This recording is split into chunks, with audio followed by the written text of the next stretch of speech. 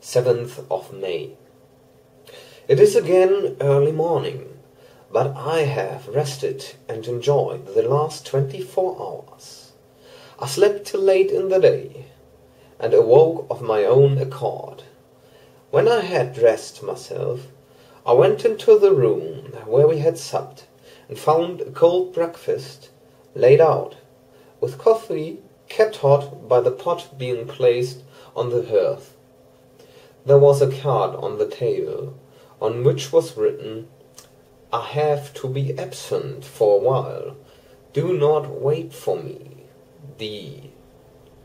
So I sat and enjoyed a hearty meal. When I had done, I looked for a bell, so that I might let the servants know I had finished, but I could not find one. There are certainly odd deficiencies in the house, considering the extraordinary evidences of wealth which are round me. The table service is of gold, and so beautifully wrought that it must be of immense value.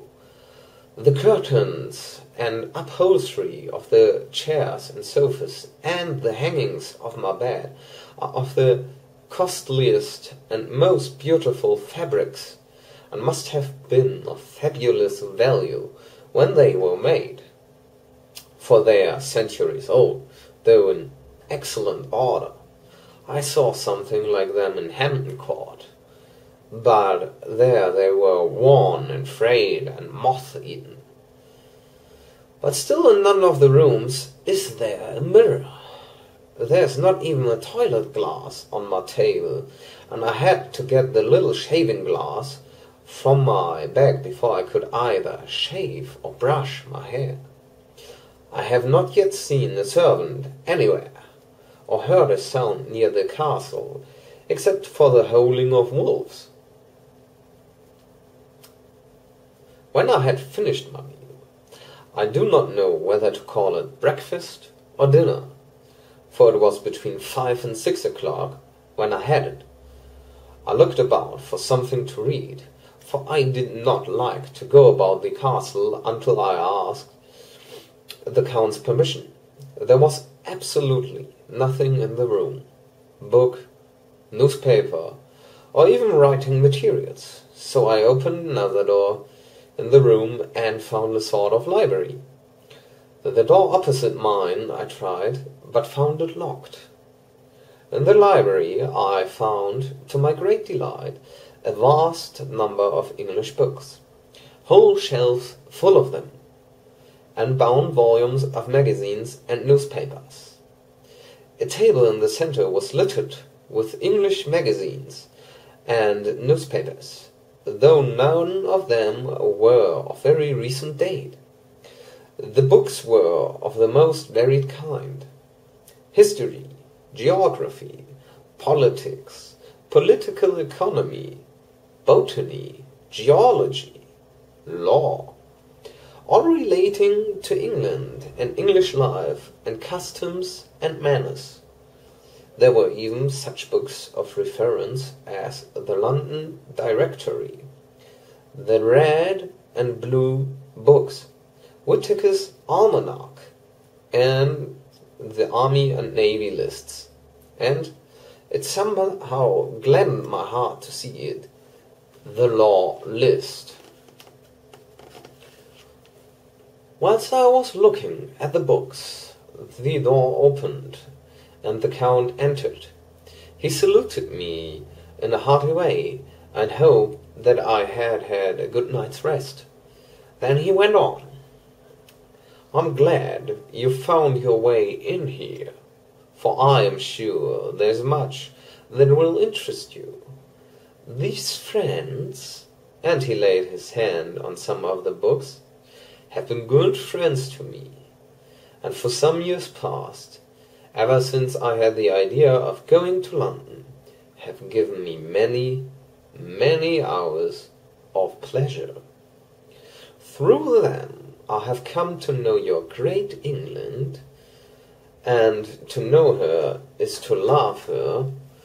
I long to go through the crowded streets of your mighty London, to be in the midst of the whirl and rush of humanity, to share its life, its change, its death, and all that makes it what it is. But alas, as yet I only know your tongue through books. To you, my friend, I look that I know it to speak. But, Count, I said, you know and speak English thoroughly. He bowed gravely. Indeed.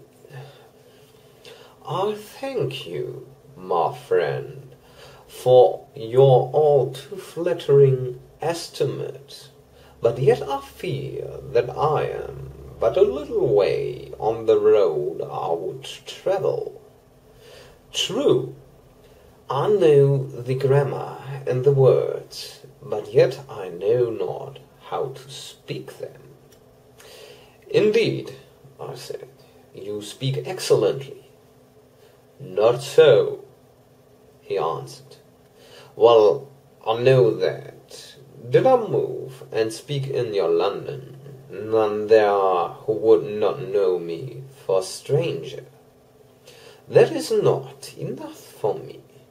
Here I am noble. I am boyar.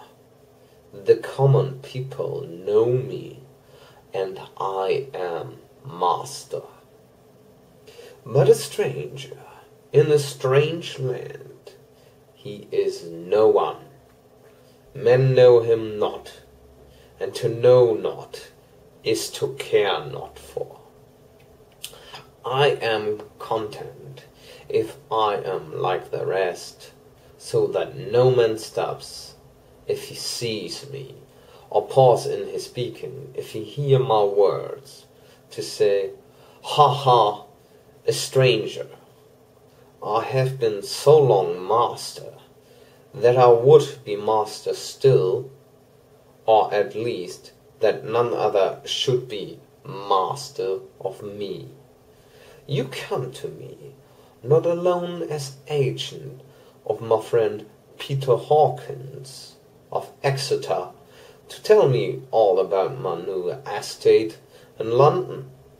You shall, I trust, rest here with me a while, so that by our talking I may learn the English intonation, and I would that you tell me when I make error, even of the smallest,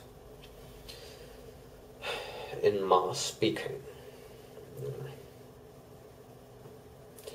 And I would that you tell me when I make error, even of the smallest, in my speaking. I am sorry that I had to be away so long today, but you will, I know, forgive one who has so many important affairs in hand.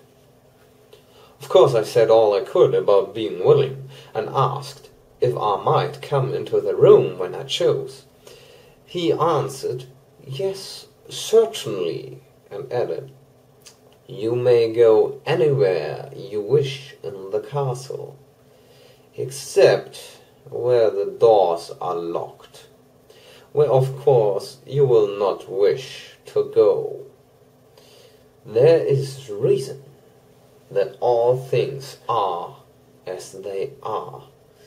And did you see with my eyes, and know with my knowledge, you would perhaps better understand. I said I was sure of this, and then he went on, we are in Transylvania, and Transylvania is not England.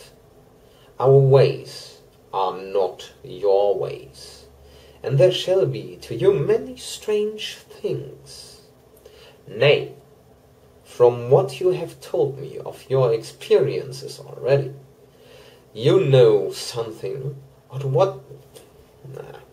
Nay, from what you have told me, of your experiences already, you know something of what strange things here may be. This led to much conversation, and as it was evident that he wanted to talk, if only for talking's sake, I asked him many questions regarding things that had already happened to me or come within my notice. Sometimes he sheered off the subject, or turned the conversation by pretending not to understand. But generally he answered all I asked most frankly. Then, as time went on, and I had got somewhat bolder, I asked him of some of the strange things. Then, as time went on, and I had got somewhat bolder, I asked him of some of the strange things of the preceding night, as, for instance, why the coachman went to the places where we had seen the blue flames. Was it indeed true that they showed where gold was hidden? He then explained to me that it was commonly believed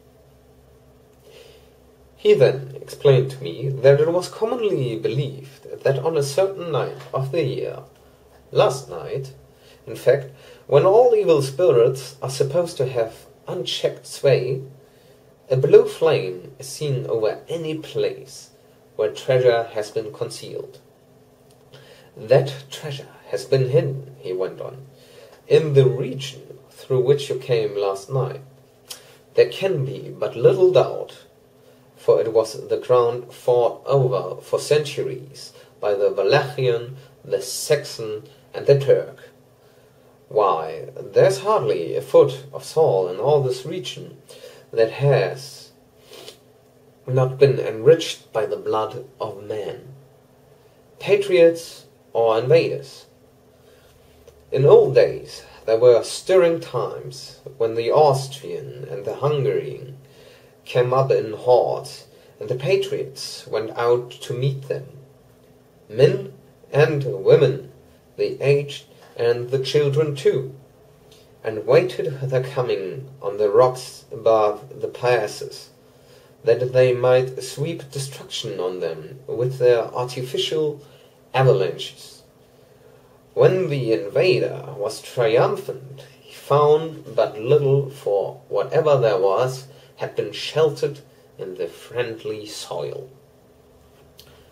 But how, said I, can it have remained so long undiscovered, when there is a sure index to it, if men will but take the trouble to look?